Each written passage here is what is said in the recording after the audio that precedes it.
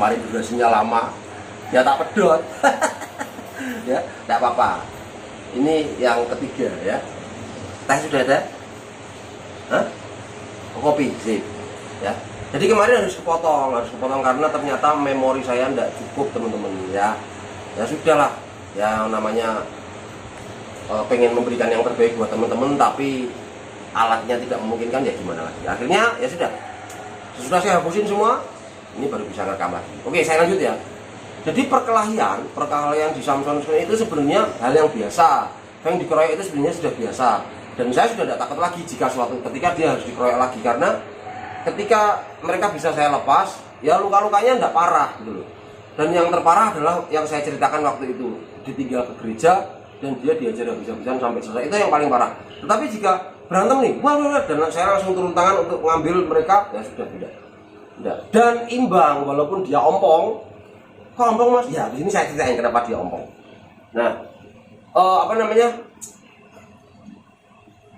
walaupun dia ompong, perlawanannya juga sengit, ya kan? Dikeroyok 4, bisa melukai Samson juga, bisa melukai Rex juga, bisa melukai Kimi juga, ya. Jadi kenapa saya bilang dia ini Omega yang tangguh, ada ceritanya.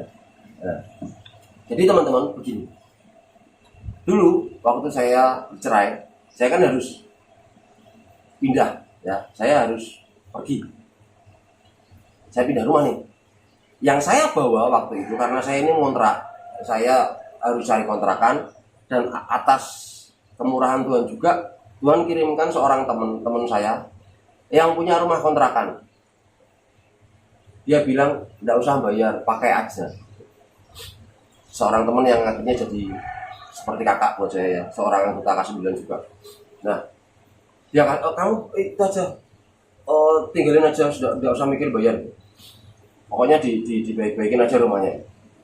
Dan waktu itu saya bersyukur sekali, walaupun rumah yang kami pakai waktu itu, saya bilang rumah kuning ya, rumah kuning, karena catnya kuning. Nah, rumah kuning itu adalah rumah tipe 36, ada 2 kamar, di mana kamar yang saya pakai tidur itu, saya akan merasakan hujan, merasakan air ketika terjadi hujan, karena bocor ya. Tidak apa-apa, yang penting bisa buat berteduh, bocor bisa di gini, kungfu ya. Nah, yang saya bawa waktu itu adalah Samson, Rex, dan Sora. Ya, Samson, Rex, dan Sora. Bagaimana Kimi? Kok ada Kimi mas? Kan Kimi sama Mbak Asti. Ya, ceritanya lompat-lompat, tapi teman-teman nanti pasti paham. Kimi itu dititipkan lagi ke saya, karena Kimi sudah terlalu besar. Khawatirnya kalau nyerang si siapa namanya, Sumo atau si Gugu, karena Kimi sudah mulai sudah menunjukkan kenakalannya ya. Untuk amannya saya tidak mau ambil risiko, Kimi biar di sini aja. Sejak umur 7 bulan Kimi sudah ikut saya lagi, dan dipanggil aja tidak mau datang, yaitu akibat dimanja sama Mbak Asti. Ya sudahlah, itu nanti ada ceritanya sendiri tentang Kimi ya. Yang dibawa Mbak Asti waktu itu Kimi, Genji, Feng, dan ada seekor lagi Whisky waktu itu. Whisky itu cuma titipan. Anaknya Samsung juga, tapi punyanya teman saya. Nah, di tempatnya Mbak Asti itu ditempatkan di sebuah ruko. Ya, terima kasih waktu itu atas kemurahan hati papanya Mbak Asti, waktu itu dikasih tempat di bawah kantornya. Ya, kan itu ruko, kantornya kan ruko. Di bawah itu ada ruang, dan di sana mereka hidup. Nah, jadi tiap hari ya Mbak Asti ke sana untuk kontrol mereka. Nah, suatu hari saya harus cerita nih, kalau saya sembunyikan ya tidak jujur kan. Saya harus cerita, apapun tentang Feng saya harus cerita. Di sana Feng terpaksa harus jadi pelindung bagi ibu dan saudaranya. Betul tidak? Ya, dia kan jantan sendiri waktu itu. Nah, waktu itu kita juga ada anjing-anjing titipan. Kandang yang dari rumah saya bongkar untuk saya bawa ke tempatnya Mbak Asti itu. Jadi mereka hidup dalam kandang dan akan keluar, akan bermain sama Mbak Asti ketika Mbak Asti ke sana. Paham ya gambarannya ya? Kan ada foto-fotonya tadi. Nah, oke. Nah, setelah itu pada suatu hari mungkin Mbak Asti sedang sedang menengok mereka, terus kemudian ditinggal sebentar atau gimana gitu, ditinggal sebentar untuk beli apa gitu. Untuk supaya sirkulasi udaranya tergantikan, berarti kan rolling door harus kebuka kan, harus kebuka. Ya sudahlah, karena itu sudah sering dilakukan ketika di sana untuk supaya sirkulasi udaranya terganti, rolling door pasti dibuka semuanya. Mbak Asti pas pergi. Tapi anak-anak aman karena di kandang semua. Jadi gambarannya teman-teman bisa lihat sebuah ruko di bawah yang pintunya kebuka dan di dalam ada kandangnya isinya pitbull. Gitu ya, dapat gambarannya ya. Nah, ada fotonya. Nah, suatu ketika seekor anjing campuran lah ya, dan bukan punya siapa-siapa, karena di daerah Mbak Asti itu banyak anjing diliarkan. Ya, di daerahnya Mbak Asti waktu itu banyak sekali orang yang punya anjing diliarkan. Nggak tahu ini anjing siapa, nggak tahu. Suatu ketika ada seekor anjing jantan, ukurannya ya sebesar peng. Masuk ke sana dan terjadi perkelahian. Kok bisa, Mas? Ya bisa dong. Padahal kan si Feng di kandang, bisa. Kandangnya Feng itu bisa dibuka dari atas. Kalau untuk mau bersihin tanpa membuka kandang bawahnya, itu bisa dibuka, teman-teman, bisa dibuka. Tetapi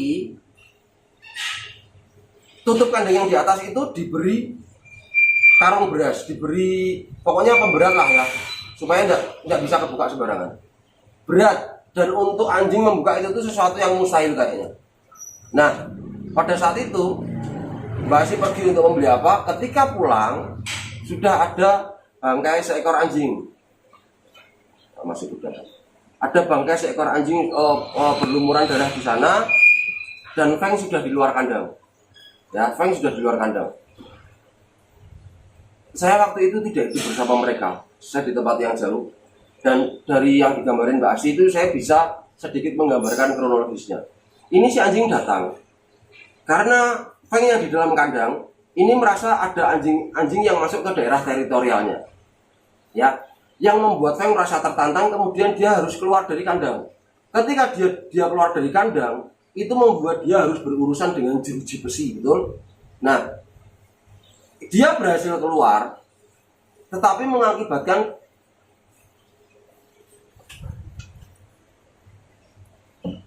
Feng jadi ompong permanen. Nih, tuh, Feng tidak punya gigi bawah, ya kan?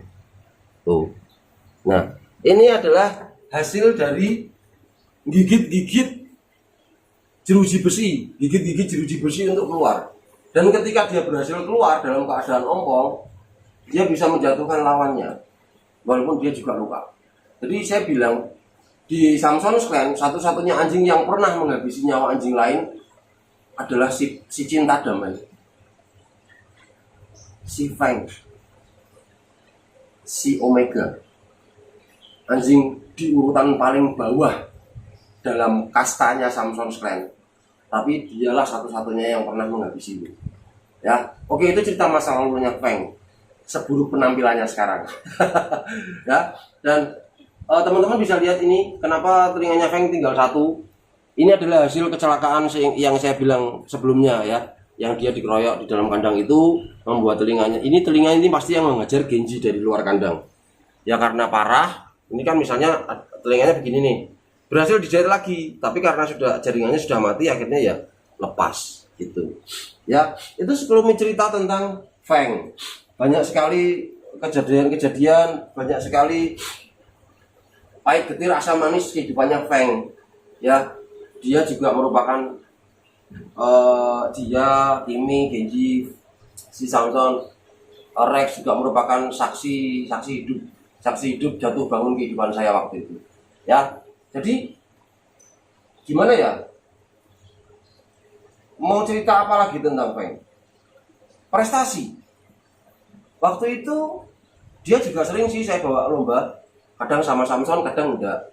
Kalau ada Samson, dia harus rela untuk juara 2. Tapi kalau Samson tidak saya ajak, dia bisa menikmati podium juara pertama. Karena beneran si Feng ini pintar. Buktinya di sini yang bisa melakukan trik bel, yaitu ketika bel saya taruh di jauh di sana, terus kemudian Feng pencet belnya, Dia nyamperin bel untuk bunyi ting, kemudian datang ngambil reward, itu hanya Feng. Nah, bunyiin belnya. Mana belnya? Bel nih. Bunyiin belnya. Yes. Iya, good boy.